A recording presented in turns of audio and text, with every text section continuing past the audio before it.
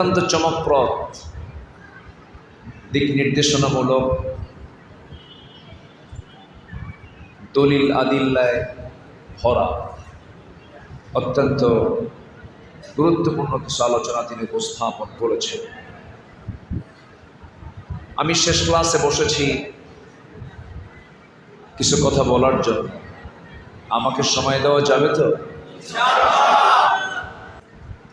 সম্মানিত হাজিরিন,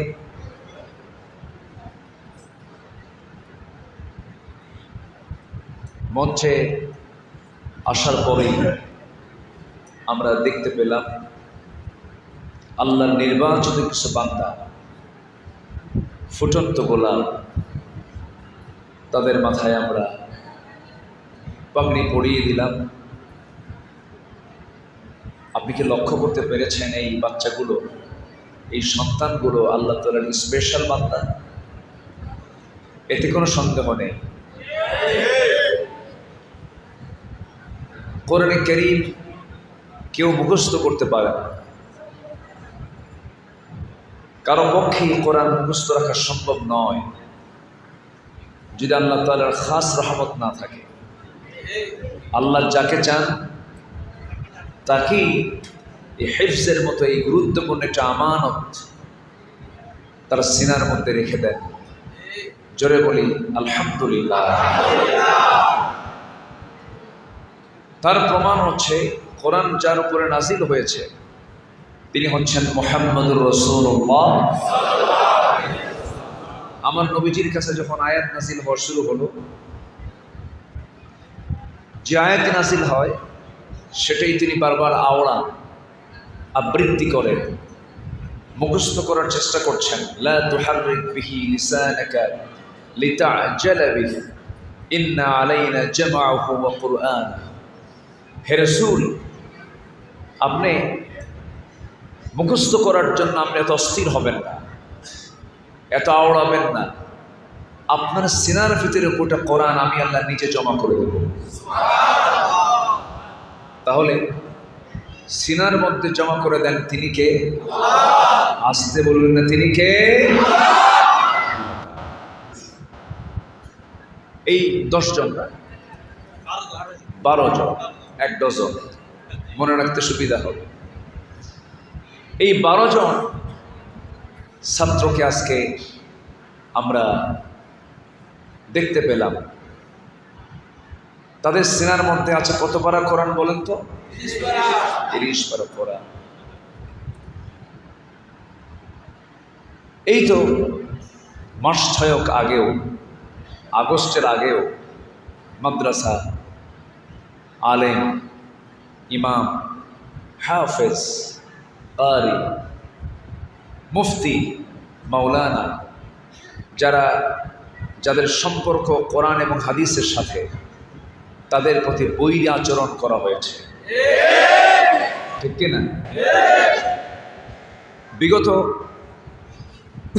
16 বছর আমাদের চোখের সামনে যা ঘটেছে, আমরা যা দেখেছি, শুনেছি, জেলখানায় যারা ছিল, জেলখানার বাসিন্দা যারা ছিল, তাদের অধিকাংশই ছিল খারাপ মানুষ না ভালো মানুষ?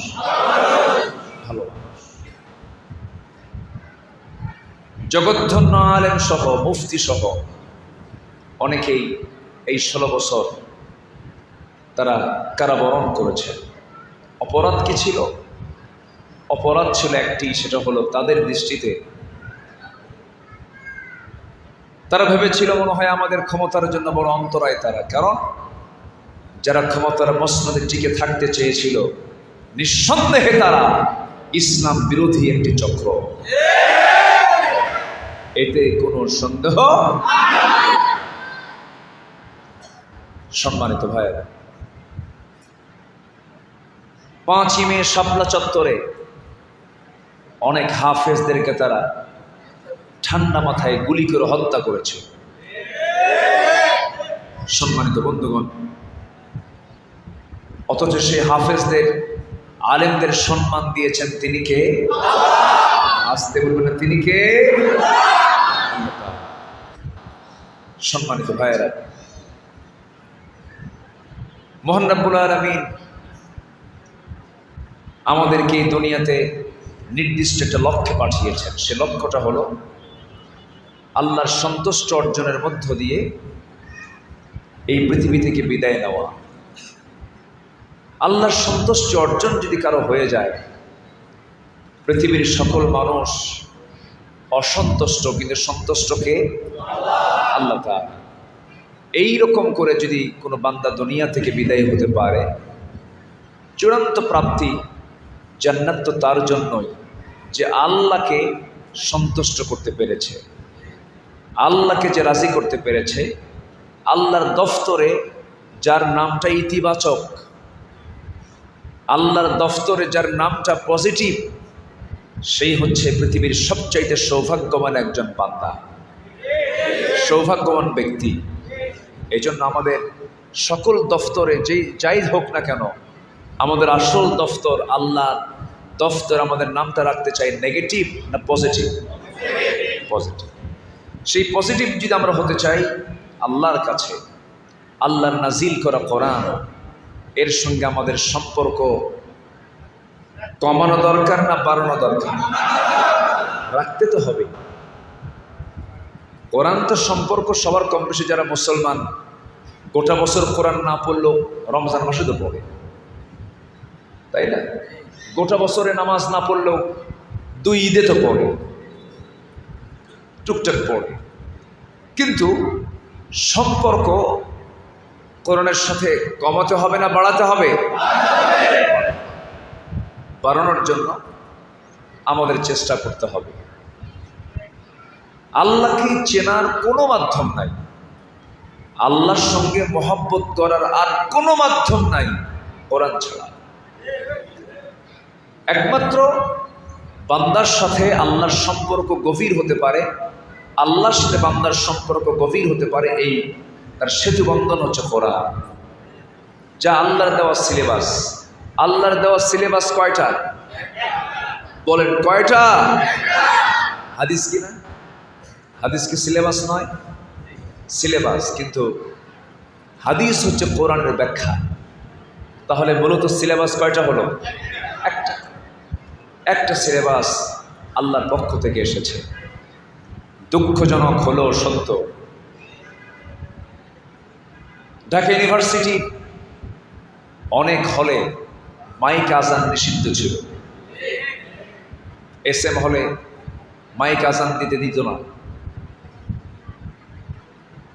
অনেক শিক্ষাঙ্গনে কোরআন তেলাওয়াত করতে দিত না।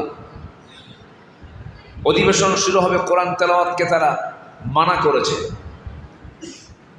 সম্মানিত ভাইয়েরা, অথচ শিক্ষাঙ্গনে শিক্ষা দেবে আল্লাহর সিলেবাস কয়টা? সেই একটা সিলেবাসে তারা বাদ রেখেছিল। আমি শুরুতেই স্পষ্ট ভাষায় আমি এটা বলতে চাই জাতির সামনে, এই প্রযুক্তি এবং অনলাইনের মধ্য দিয়ে গোটা জাতিকে আমি এটাই জানান দিতে চাই আমার জায়গা থেকে, কোরআন এবং হাদিসকে সামনে রেখে। একটি আদর্শ জাতি, একটি আদর্শ সমাজ এবং জাতি গঠনে সকল সিলেবাসের পাশাপাশি প্রতিটি শিক্ষাঙ্গনে আল্লাহর দেওয়া একটা সিলেবাস কোরআন শিক্ষাকে বাধ্যতামূলক করা দরকার।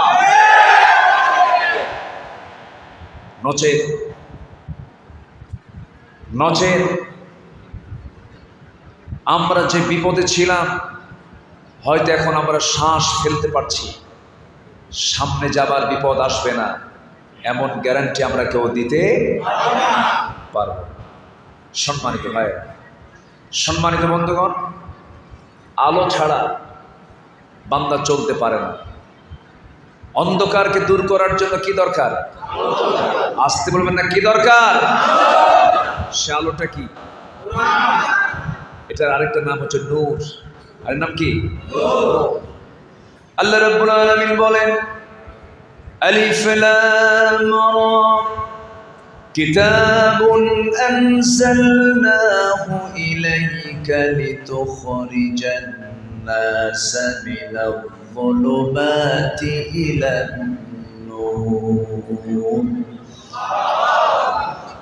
হে রাসূল, আমি আপনার প্রতি যে কিতাব নাযিল করেছি, কিতাব নাযিলের মূল উদ্দেশ্য হলো আপনি যেন অন্ধকারে থাকা, জুলুমাতে থাকা নিমজ্জিত জাতিকে যেন আপনি কোরআনের আলোকে আলোকিত করে তাদেরকে যেন জান্নাতের দিকে নিতে পারেন। জোরে বলি সুবহানাল্লাহ। তাহলে অন্ধকার দূর হবে কি দিয়া? আলো দিয়ে। অন্ধকার দূর হবে কি দিয়ে?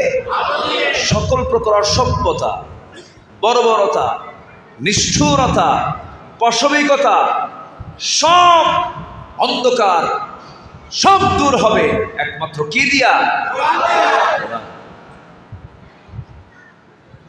আমি কতটুকু যে আনন্দ পেয়েছি,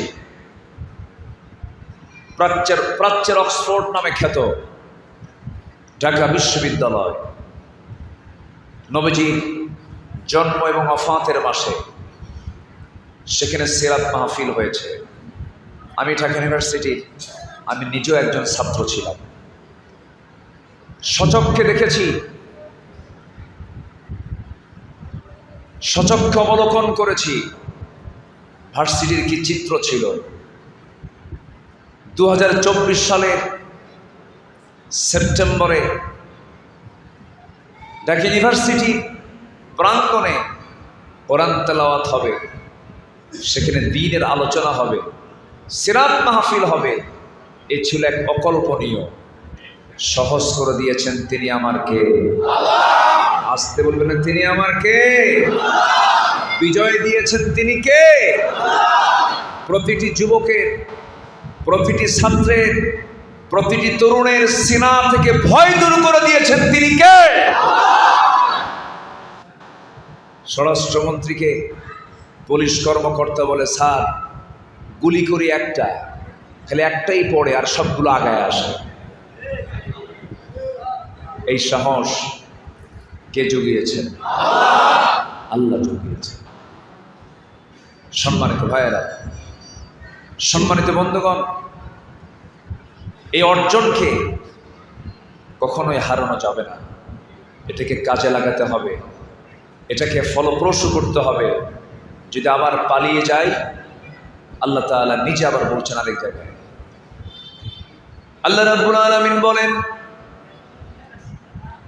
তোমরা যদি পালিয়ে যাও, তোমরা যদি সরে দাঁড়াও, আমি তোমাদের উপরে আবার এমন একটি জালিম শক্তি চাপিয়ে দেব, তার কোনো ক্ষতি তোমরা করতে পারবে না। আমার বন্ধুগণ, সেজন্য অর্জন যেহেতু আমরা পেয়েছি, অর্জনকে টিকে রাখার জন্য, সে অর্জনকে বেগবান করার জন্য, সফল হতে হলে আমাদের কি নিয়ে সামনে এগোতে হবে বলেন? কোরআন নিয়ে এগোতে হবে। সম্মানিত ভাইরা, সেই কালামে হাকিম থেকে আমি দুটো আয়াতে কারিমা আমি তেলাওয়াত করেছি। দুটো আয়াতকে সামনে রেখে কিছু কথা আমি বলতে চাচ্ছি। প্রোগ্রাম ছিল আউটডোরে, প্রোগ্রাম চলে আসছে ইনডোরে। বৈরী আবহাওয়া, নিম্নচাপের কারণে, প্রাকৃতিক এই প্রতিকূলতার কারণে নুরুল কোরআন মডেল মাদ্রাসা কর্তৃক আয়োজিত আজকের এই ঐতিহ্যবাহী একটি ইতিহাস সৃষ্টিকর একটি মাহফিল আজকে ইনডোরে চলে এসেছে। এটা কার ফায়সালা? এতে কি মন খারাপ? কি মন কি একটু খারাপ হয়ে বসে আছে? যা হয়েছে বলি আলহামদুলিল্লাহ। সম্মানিত ভাইয়েরা, সন্তানকে আপনি ধনী বানালেন। ধনী তো আমার দেশে এমন ধনীও আছে, লজ্জায় মুখটা আমার নিচু হয়ে যায়, মাথা নিচু হয়ে যায়। বাংলাদেশের যে লোকটা হলো টপ ধনী, শীর্ষ ধনী, 1 নম্বর ধনী, সালমান এফ রহমান। বরফে টাকা দিয়ে কি করবেন আপনি?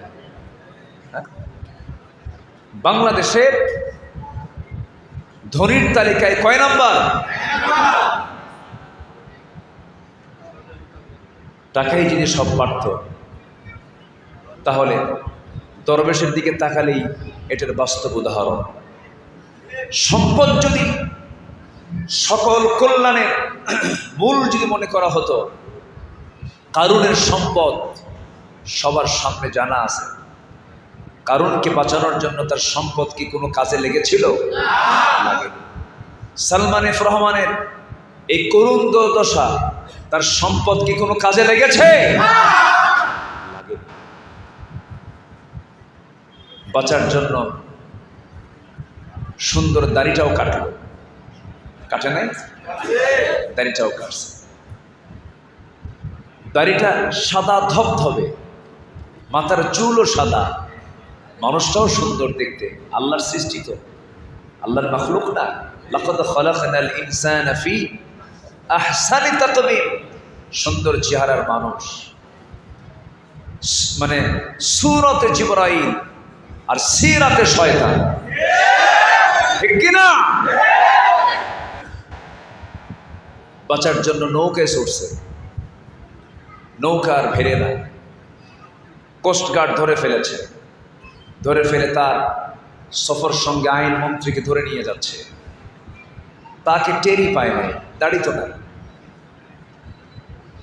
এখন আইন মন্ত্রী বলে, আমার একে ধরে নিয়ে যাও কেন? আমার একে ধরো কেন? ওই যে কোটাকে ভালো করে দেখো, ভালো করে দেখেও চেনে না, কারণ সাদা দাড়ি কাটছে, সাদা চুল কালো করছে। ধর্মের ব্যবসা আলেমরা করে না, ঠিক কিনা? ধর্মের ব্যবসায় তারাই চ্যাম্পিয়ন, যারা মাথার পট্টি খুলে তিলক লাগায়, দাড়ি কেটে মাথার চুল কালো করে, যারা বাঁচার জন্য এহরামের কাপড় পরে দেশ থেকে পালাতে চায়। কথা ক্লিয়ার? কথা ক্লিয়ার? আমরা দাঁড়িয়ে রেখেছি বিশ্বনবীর মহব্বতে, ঠিক কিনা? আমরা যা কিছু করব কার জন্য করব? আমরা আল্লাহর জন্য। তাহলে একজন দাড়ি কাটলো বাঁচার জন্য, আর আরেকজন দাড়ি রাখছে বাঁচার জন্য। দাড়ি রাখছে হলো বাঁচার জন্য, সে চলে গেছে সিলেটে, থাকার জায়গা নেই, কলা পাতার উপরে শুয়ে আছে। কলা পাতার উপরে শুয়ে আছে। সিলেটবাসীকে ধন্যবাদ, বিসি আউট করে দিচ্ছে। সে নিজে গর্ব করে বলেছিল যে আমি সাইদির ফাঁসির রায় দিয়েছি। কত বড় জালিম হতে পারে, দুষ্ট হতে পারে। সম্মানিত ভাইয়েরা, সম্মানিত বন্ধুগণ, সকল সম্মান ইজ্জত কার হাতে? আসতে বলবেন না, কার হাতে? আল্লামা সাইদির কথাগুলো আজকে অক্ষরে অক্ষরে মিলে যাচ্ছে। উনি বলেছিলেন আজ থেকে 20-22 বছর আগে, বলেছিলেন যে গোড়ায় ঝাঁকি মারা হবে, মামুর বাড়ি দিল্লি গিয়ে পড়বা। দিল্লিতে যায় নাই? এমন একটি সময় আসবে যেদিন তোমরা পালানোর জন্য একটি ইঁদুরের গর্ত খুঁজে পাবা না। কলাপাতায় শুয়ে আছে। আল্লাহর যারা ওলি, তাদের মুখ থেকে এই কথাগুলো বের করে দেন তিনি কে? 14 অগাস্ট 2023 তাকে পরিকল্পিতভাবে হত্যা করা হলো হসপিটালে নিয়ে। আমরা স্পষ্ট ভাষায় জানিয়ে দিতে চাই, সেই বিতর্কিত চিকিৎসককে গ্রেফতার করে চূড়ান্ত শাস্তি নিশ্চিত করা হোক, আসল রহস্য উন্মোচন করা হোক। আমাদেরকে কথা বলতে দেয়নি 16 বছর। মঞ্চে আগুন ধরে দিয়েছে, মামলা করেছে, হামলা করেছে, হত্যা, গুম, খুন করেছে। আমরা নীরবে সহ্য করেছি। গোটা 18 কোটি মানুষ, এই দেশের 18 কোটি মানুষ ছিল মামলার আসামি, আর গোটা দেশটা ছিল হলো জেলখানা। স্বস্তির নিঃশ্বাস ফেলতে পারছি, বলি আলহামদুলিল্লাহ। কিন্তু এই অর্জন টিকে রাখার দরকার আছে না নাই? আসতে বলবেন না, আছে না নাই? আমার বন্ধুগণ, এই অর্জন টিকে রাখার জন্য, এই অর্জন কি অবশ্যই মজবুত করে রাখতে হবে, টিকে রাখতে হবে।